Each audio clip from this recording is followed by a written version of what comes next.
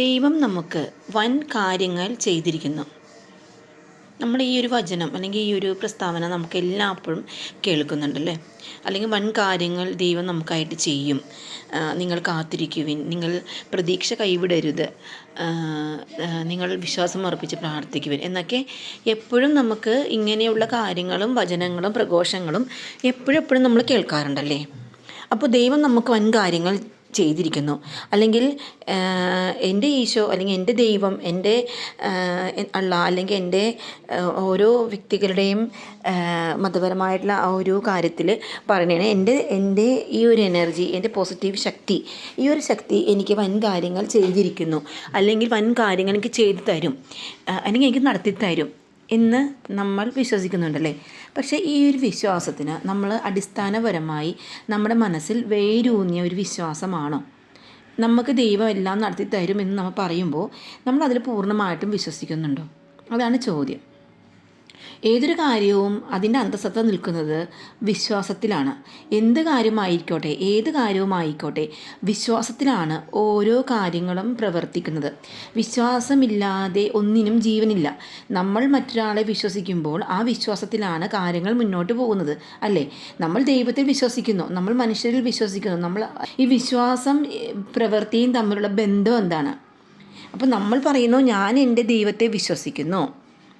നമ്മൾ വിശ്വാസം ബ്രേക്ക് ചെയ്യണത് എപ്പോഴാണെന്നറിയാവോ? നമ്മളിൽ തകർച്ചയും നമ്മളിൽ വിഷമങ്ങളും സങ്കടങ്ങളും ആഗ്രഹിക്കുന്ന കാര്യങ്ങൾ നടക്കാതെയും വരുമ്പോഴാണ് വിശ്വാസം ബ്രേക്ക് ആവുന്നത്. ഏതൊരു നല്ല കാര്യത്തിൻ്റെ ബാക്കിലും ഒരു സങ്കടം ഒളിഞ്ഞിരിപ്പുണ്ട്. എന്ത് നല്ല കാര്യം നടക്കുമ്പോഴും എല്ലാം വളരെ ഭയങ്കര പെർഫെക്റ്റായിട്ട് എല്ലാവർക്കും നടക്കണമെന്നില്ല. അത്രയും പ്യുവറായിട്ട് വളരെ പെർഫെക്റ്റായിട്ട് ചെയ്താൽ പോലും ചെറിയ ഒരു സങ്കടം അതിൽ വരും, എന്തെങ്കിലും. അപ്പോൾ നമ്മൾ അതിനെ ഓർത്ത് ഇങ്ങനെയൊക്കെ വന്നല്ലോ എന്ന് പറഞ്ഞിട്ട് നമ്മൾ ആ വിശ്വാസത്തെ നമ്മൾ അങ്ങോട്ട് ഡിലീറ്റ് ചെയ്ത് കളയും, അതിനെ കളയും. അങ്ങനെ ഒരു നിമിഷത്തേക്ക് നമ്മൾ നമ്മുടെ വിശ്വാസത്തെ മറന്നു പോകും. നമ്മളോട് ദൈവം പറഞ്ഞിട്ടുണ്ട്, നീ എന്നെ വിശ്വസിക്കുക, നിനക്ക് വേണ്ടി ഞാൻ എന്തും ചെയ്തു തരും. അപ്പോൾ നമ്മൾ ഈ വിശ്വാസം എന്നുള്ളത് നമ്മൾ പള്ളിയിൽ പോയി പ്രാർത്ഥിക്കുന്നതോ കരഞ്ഞ് പ്രാർത്ഥിക്കുന്നതോ അല്ലെങ്കിൽ അലമുറയിട്ട് ഓരോ കാര്യങ്ങൾ നടത്താൻ വേണ്ടി പ്രാർത്ഥിക്കുന്നതോ അല്ല. അങ്ങനെയല്ല വിശ്വാസം വരുന്നത്. വിശ്വാസം എന്ന് വരുന്നത് നമ്മൾ ജീവിച്ചിരിക്കുമ്പോൾ, നമ്മുടെ ശ്വാസമുള്ളിടത്തോളം കാലം നമ്മൾ എന്തിൽ വിശ്വസിക്കുന്നോ അതിൽ പൂർണ്ണമായും വിശ്വസിക്കുക. നമുക്ക് കുറേ സങ്കടങ്ങൾ വരും. ആ സങ്കടങ്ങളെല്ലാം നല്ലതിന് വേണ്ടിയിട്ട് ദൈവം നമുക്ക് തരുന്ന ഓരോ പരീക്ഷണങ്ങളായിട്ട് നമ്മൾ മാറ്റിയെടുക്കാൻ ശ്രമിക്കുക. അതിനങ്ങനെ കൺവേർട്ട് ചെയ്യുക. ദൈവത്തിന് ഉള്ള ഒരു സമ്മാനം. എൻ്റെ ഈ സഹനം അല്ലെങ്കിൽ എൻ്റെ ഈ സങ്കടം, എൻ്റെ ഈ അപവാദം, അല്ലെങ്കിൽ എൻ്റെ മറ്റുള്ളവരുടെ മുമ്പിൽ വിലയില്ലാത്ത ഈ ഒരു അവസ്ഥ, മറ്റുള്ളവർക്ക് നമ്മളൊരു വിലയില്ലാത്തൊരവസ്ഥ, ഇവരൊക്കെ ഇങ്ങനെയൊക്കെ തന്നെ ജീവിക്കുള്ളൂ, ഇവനൊക്കെ പോയി അവിടം വരെ എത്തും എന്നുള്ള ചിന്തകളുണ്ടല്ലോ. നീയൊക്കെ പോയി അവിടം വരെ എത്തും. ചെമ്മീൻ തുള്ളിയ ചാടിയ ചട്ടിയോടും, ചെമ്മീൻ ചാടിയ വട്ടിയോടും പിന്നെയും ചാടി ചട്ടിയോടും എന്ന് പറയൂ, അല്ലേ? വട്ടി കിടന്ന് ചാടും, കൊട്ടയിൽ കിടന്ന് ചാടും, അത് കഴിഞ്ഞപ്പോൾ ചട്ടിയിൽ പോയി ഒന്നും കൂടി ചാടിക്കഴിഞ്ഞാൽ അതിൻ്റെ പരിപാടി തീരുന്നു എന്നുള്ള ഒരു പഴമൊഴിയാണ് മിക്കവരും പറയുന്നത്, അല്ലേ? ഇവരൊന്നും രക്ഷപ്പെടാൻ പോണില്ല. പക്ഷെ നമ്മൾ ചിന്തിക്കുന്നുണ്ടോ? നമ്മൾ നമ്മളുടെ വിശ്വാസത്തിൽ അധിഷ്ഠിതമായ ഒരു ജീവിതത്തിൽ നമ്മൾ കടന്നു പോകുമ്പോൾ നമ്മൾക്കുണ്ടാവുന്ന മുള്ളുകളും കല്ലുകളും എല്ലാം നാളേക്ക് വേണ്ടിയിട്ടുള്ള നല്ലതിന് വേണ്ടി നമ്മളതിനെ സമർപ്പിക്കുക. നമ്മുടെ മക്കളെ നല്ലതാക്കി വളർത്താൻ നമ്മൾ ശ്രമിക്കുക, നല്ലത് പറഞ്ഞു കൊടുത്ത് ശ്രമിക്കുക. ഒരു മക്കൾ വഴുതെറ്റി പോയി കഴിഞ്ഞാൽ അത് വളർത്തദോഷമാണ്, അത് നീയൊക്കെ പണ്ട് ചെയ്തിട്ടുള്ള അല്ലെങ്കിൽ പൂർവിക ശാപമാണ് എന്നൊക്കെ പറഞ്ഞ് നമ്മളെ മറ്റുള്ളവർ ഭയങ്കര ഹരാസ് ചെയ്യാറുണ്ടല്ലേ. അങ്ങനെയൊക്കെ സംഭവിക്കുകയുള്ളൂ, ഇതിനൊക്കെ അങ്ങനെയൊക്കെ വരുള്ളൂ, അല്ലേ? ചെറിയൊരു ഇത് വരുമ്പോൾ തന്നെ മുഴുവൻ കുടുംബക്കാരെയും ഏറ്റവും കൂടുതൽ പഴിയേക്കുന്നത് ആരാണ്? അമ്മമാരാണ്, അല്ലേ? മക്കളെ വളർത്തുന്നതിലല്ലേ ഏറ്റവും പഴിയേക്കുന്നത് അമ്മമാരാണ്. അവളൊക്കെ അങ്ങനെ നടന്നിട്ടാണ്, ഇങ്ങനെ ചെയ്തിട്ടാണെന്ന് പറയുന്ന ഒരു സമൂഹമാണ് നമ്മുടെ ചുറ്റുമുള്ളത്, അല്ലേ? നമ്മുടെ ദൈവത്തെ നമ്മൾ പൂർണ്ണമായിട്ടും വിശ്വസിക്കുക. ന്യായമായ കാര്യത്തിൽ നമ്മൾ ആഗ്രഹിക്കുന്ന കാര്യം ന്യായമാണ്, സത്യസന്ധമാണ് എങ്കിൽ നമ്മളതിനെ പൂർണ്ണമായും ഉൾക്കൊണ്ടുകൊണ്ട് നമ്മളതിനെ മുന്നോട്ട് നമ്മുടെ വെച്ച സ്റ്റെപ്പ് ബാക്കിലേക്ക് എടുക്കാതെ മുന്നോട്ട് തന്നെ പോവുക. ദൈവത്തിന് അത് ഇഷ്ടമാണെങ്കിൽ നമ്മുടെ കൂടെ നടക്കുന്ന ഈ ഒരു ശക്തിയില്ലേ, ഈ ഒരു എനർജി നമുക്ക് ചുറ്റുമുണ്ട്. നമ്മൾ പറയുന്ന കാര്യങ്ങളെല്ലാം അത് കേൾക്കുന്നുണ്ട്. നമ്മൾ പറയുന്ന എല്ലാ കാര്യങ്ങളും അത് കേൾക്കുന്നുണ്ട്, അത് മനസ്സിലാവുന്നുണ്ട്.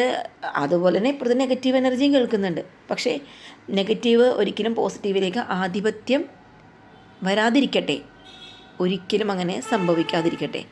അതാണ് ദൈവത്തിൻ്റെ പ്രത്യേക കരുണ. നമുക്കുള്ളപ്പോൾ ഒരു നെഗറ്റീവ് എനർജി നമുക്ക് വരില്ല എന്ന് നമ്മൾ വിശ്വസിക്കുക. എന്ത് സങ്കടങ്ങൾ വരാതിരിക്കുമോ? മനുഷ്യനെന്നും സന്തോഷത്തോടെയാണോ ജീവിക്കുന്നത്? അല്ല, നമുക്ക് സങ്കടങ്ങളായിരിക്കും ഏറ്റവും കൂടുതൽ. ആ സങ്കടം എന്തിനാണ് നമ്മൾ സങ്കടം വന്നത്, നമ്മളെ തന്നെ വിലയിരുത്തുക. എവിടെയാണ് നമുക്ക് തെറ്റുപറ്റിയതെന്ന് നമ്മൾ ചിന്തിക്കുക. എവിടെയാണ് നമുക്ക് ഫോൾട്ട് വന്നതെന്ന് നമ്മൾ ചിന്തിക്കുക. ആ ഫോൾട്ട് നാളെ വരാതിരിക്കാൻ ഞാൻ ആത്മാർത്ഥമായിട്ട് ശ്രമിക്കും എന്ന് നമ്മളോട് തന്നെ നമ്മൾ വിശ്വസിച്ച് പറയുക.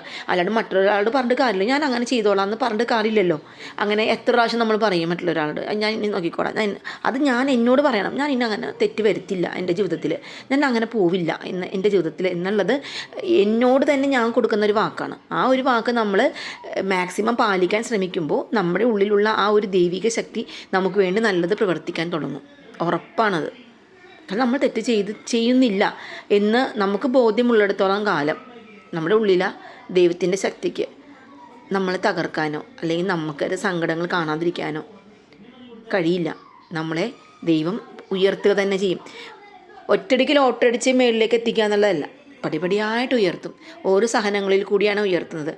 ഒത്തിരി കഷ്ടപ്പെട്ട് ഒരു ലെവലിലെത്തുന്ന മക്കളുണ്ട്. കഷ്ടപ്പെട്ടും പട്ടിണി കിടന്നും അവരെ ഒറ്റടിക്ക് കയറുന്നതല്ല, പല വർഷങ്ങൾ കഷ്ടപ്പെട്ട് പണിത് ഓരോ സ്റ്റെപ്പ് ബൈ ആണ് അവർ കയറി ആ ഒരു പൊസിഷനിൽ എത്തുന്നത്. ആ പൊസിഷനിൽ എത്തുമ്പോഴും അവർക്ക് കഷ്ടതയുണ്ട്. പുറമേ കാര്യം നോക്കുമ്പോൾ അവൻ ഇന്നത് പൊസിഷനിലെത്തി, അല്ലെങ്കിൽ ഇന്ന സ്ഥലത്ത് അവനെത്തി, അവനിപ്പോൾ ഒരു കളക്ടറാണ്, അവൻ പോലീസ് ഉദ്യോഗസ്ഥനാണ്, അവന് ഡോക്ടറാണ്, അവനൊരു എഞ്ചിനീയറാണ്, അവൻ വിദേശത്താണ്, UK അവൻ USA അവൻ്റെ ലൈഫ് സെറ്റായി എന്ന് പുറമേ നിൽക്കുന്നവർക്ക് തോന്നും. അവരുടെ ലൈഫ് സെറ്റാണ്. പക്ഷേ അവരുടെ ആ ഫീൽഡിൽ അവരനുഭവിക്കുന്ന കുറേ കഷ്ടതകളും ദുഃഖങ്ങളും പ്രയാസങ്ങളുണ്ട്. മറ്റുള്ളവർക്ക് അവരൊരു ഉന്നതമായ സ്ഥാനത്തെത്തി എന്നായിരിക്കും. പക്ഷേ ആ ഉന്നതമായ സ്ഥാനത്തെത്തി അവർക്ക് അവരുടെ ജോലിയിൽ എന്തോരം സ്ട്രഗിൾ ഉണ്ടാവും, എന്തോരം കാര്യങ്ങൾ അവർക്ക് ചെയ്യാനുണ്ടാവും. അതൊന്നും മറ്റുള്ളവർ അറിയുന്നില്ലല്ലോ. അപ്പോൾ നമ്മുടെ ദുഃഖങ്ങളെ കൂട്ടുപിടിച്ച് അതിനെ പൊക്കി പിടിക്കാതെ അതിനെ ദൈവത്തിൻ്റെ നന്മയിലേക്ക് കൺവേർട്ട് ചെയ്ത് ദൈവത്തിൻ്റെ നന്മ മതി, നമുക്ക് ഒന്നും വേണ്ട എന്ന ചിന്തയിൽ മുന്നോട്ട് പോവുക. ദൈവം അനുഗ്രഹിക്കട്ടെ എല്ലാവരെയും.